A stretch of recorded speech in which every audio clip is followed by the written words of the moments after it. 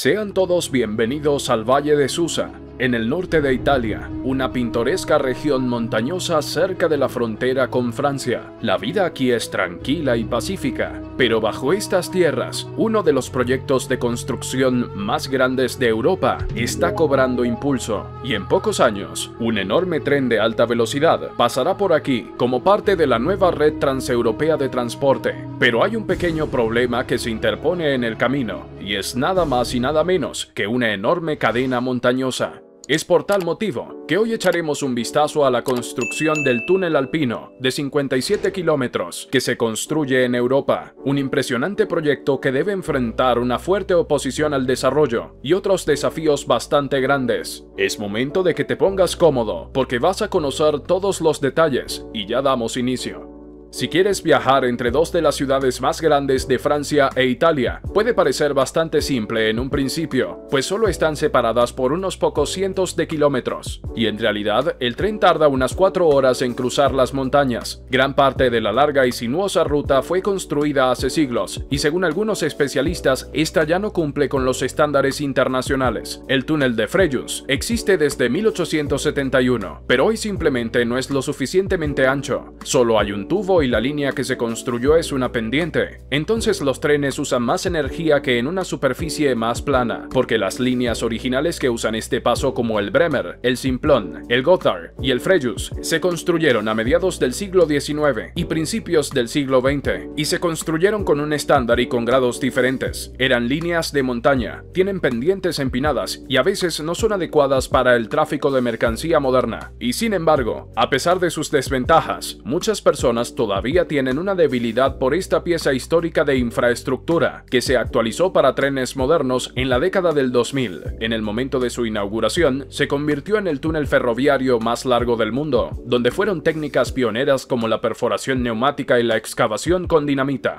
Sin embargo, con el tiempo, la línea ha visto mucho menos uso, y ahora tiene que dar paso a algo mucho más grande, ya que desde el año 2013 se trabaja en el desarrollo de la red transeuropea de transporte, que es una enorme red de enlaces de transporte nuevos y mejorados por toda Europa. Hay 9 rutas principales en total, incluido el gigante ScanMed Corridor, que va desde Finlandia hasta Malta. Es donde el enlace fijo de Fehmarnbelt y el túnel de base Brenner, con un ferrocarril de 55 kilómetros a través de los Alpes, están en construcción. Pero para completar los 3.000 kilómetros del corredor mediterráneo, que va de este a oeste y conecta a Hungría con España, se necesita un agujero aún más grande, el túnel de base de Mont Cenis. Es la sección principal de ingeniería de este nuevo enlace ferroviario entre Lyon y Turín, del que se habla desde el año de 1990. Con un total de 57,5 kilómetros, se llevará el título del túnel ferroviario único más largo del mundo cuando esté terminado, y apenas superando a Brenner y el túnel de base de San Gotardo, que se completó en 2016. Ingeniosamente llamada la línea Lyon-Turín, utilizará métodos modernos de construcción para profundizar mucho más que el ferrocarril subterráneo actual, lo que significa que no hay subidas cuesta arriba y una ruta más directa, pero también significa hacer un túnel a través de mucha más roca montañosa. Por eso se llama túnel base, porque en vez de ganar altura, trata de subir el valle y tratando de llegar al punto más corto posible, para así atravesar la montaña. La inclinación de su línea tiene que ser muy baja. Por supuesto, tienes que estar en la base de la montaña, así que, en lugar de 13, el túnel llega a los 50, 55 y 60 kilómetros, como son la mayoría de estos túneles de base. Construido para pasajeros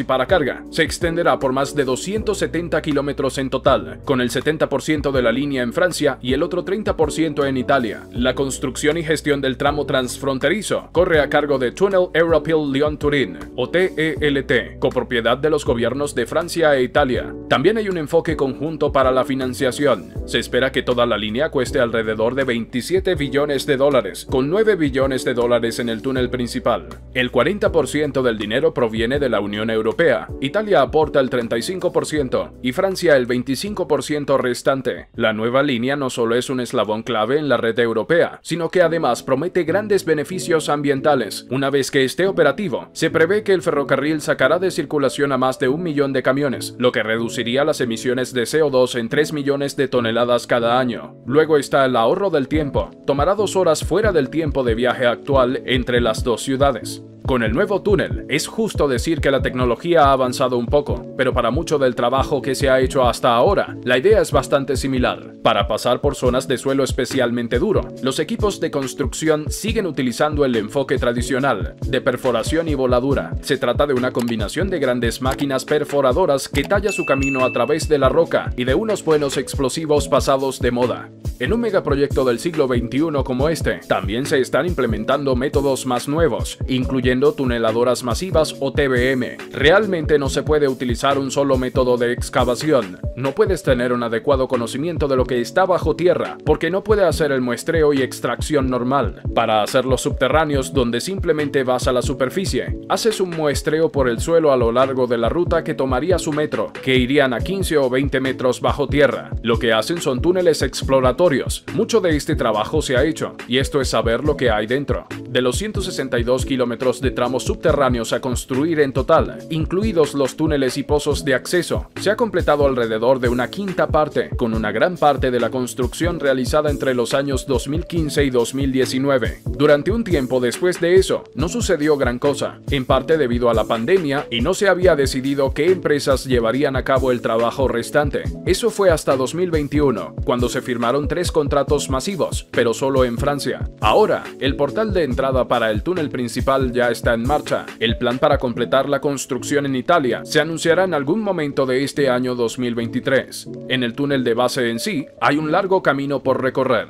Solo más de 10 kilómetros se ha completado en una dirección en el lado francés. Eso se hizo con una tuneladora fantásticamente, llamada Federica, que pasó 3 años excavando a través de la geología más compleja de las montañas. Una vez terminado, se desmontaba y se retiraba por uno de los pozos que se habían construido anteriormente. Otras 7 tuneladoras se utilizarán en el resto del proyecto. Ahora, para crear un túnel gigante como este, no se trata solo de cavar horizontalmente, también tienes que subir un poco. ¿Por qué? Bueno, porque necesitas ventilación, principalmente por lo que el aire es respirable y libre de humo, y si el túnel necesita evacuación. En el túnel de base del Mont Cenis, con 4 ventiladores, se están construyendo pozos, cada uno de 5,2 metros de diámetro y 500 metros de profundidad. Eso es más que la altura del Centro Financiero Mundial de Shanghái. Se hacen perforando un agujero angosto desde el suelo hasta el interior del túnel, donde se coloca un cabezal de corte especial. El resultado es lo que se llama una máquina perforadora de chimeneas, que excava el pozo de abajo hacia arriba. Hay mucho trabajo que hacer aquí, pero aún es pronto. La línea terminará en 2032. Por lo general en estos tipos de construcciones, siempre suele haber algún tipo de oposición, y el ferrocarril Lyon-Turín no es en absoluto diferente a esto, pero este realmente se ha enfrentado a muchas reacciones violentas con el tiempo. En Italia, un movimiento llamado No TAV ha estado haciendo campaña en su contra durante décadas. Su lugar de origen, pues el Valle de Susa. TAV son las siglas de Treno Alta Velocità, que significa tren de alta velocidad. El grupo organizó varias protestas, algunas con decenas de miles de personas y otros provocando enfrentamientos con la policía. Dicen que la línea hará demasiado daño a la tierra y el dinero podría gastarse mejor en otros servicios, como los hospitales por ejemplo. Aunque se han realizado cambios en la ruta para abordar sus preocupaciones en el pasado, muchos permanecen firmemente en contra del proyecto. También ha habido resistencia en Francia, incluso el alcalde de Lyon pidió que se detuviera el proyecto. Los opositores han criticado el impacto ambiental, creen que los fondos deben redirigirse hacia la línea existente y reclaman que los millones de euros destinados a la infraestructura ferroviaria en la región sean más bien destinados en su lugar a las carreteras. A pesar de todo esto, con el apoyo continuo tanto de los gobiernos como la Unión Europea, el proyecto sigue adelante. Creo que fue una mala elección política promocionar este proyecto como una línea de alta velocidad,